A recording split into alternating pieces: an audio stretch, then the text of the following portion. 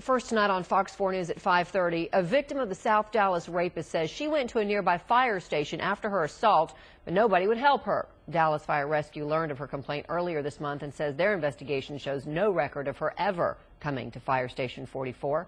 Here's Fox 4's Sean Rabb. I mean, I can understand y'all in there having breakfast, but this is important. Somebody just assaulted me. We introduced you to this woman we'll call T Thursday. She was raped in South Dallas between July 25th and July 31st. Like I told the detective, what me off.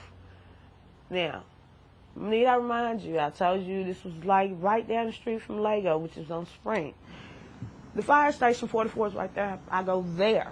T says she went to Fire Station 44 right after the attack between 5 and 6 a.m. I look on the door, the man comes to the door. He didn't even come out the door. He just kind of like peeked at him.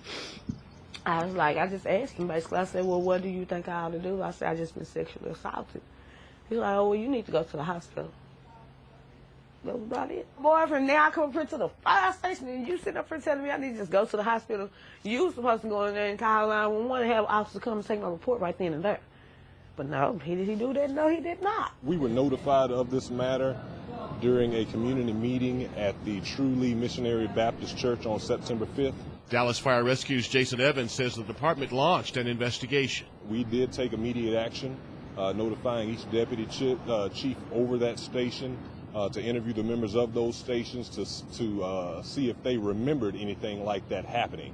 The interviews resulted in no findings, and no one could remember any occurrence like that happening at the station. Dallas Fire Rescue does have a policy to follow when someone shows up at a station complaining of sexual assault. Had something like that occurred, we would have invited her in. We would have notified fire dispatch that of the nature of the visit. They would have notified the police department, and we most likely will have taken that person to the hospital. They really me out real bad, so I ain't gonna do nothing. You know, weeks went by, month went by.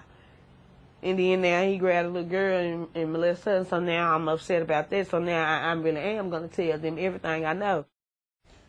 Now, police identified T as sexual assault victim number 3, but no DNA linked to her because of the amount of time between her attack and when she went to police after what she says happened at Station 44.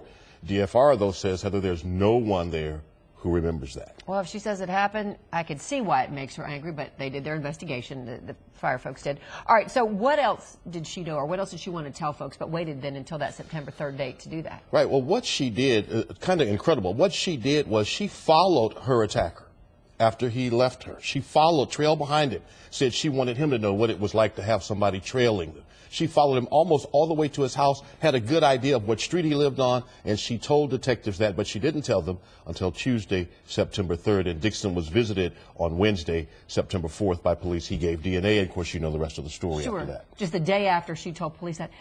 She's so brave to be able to do that. I can't imagine.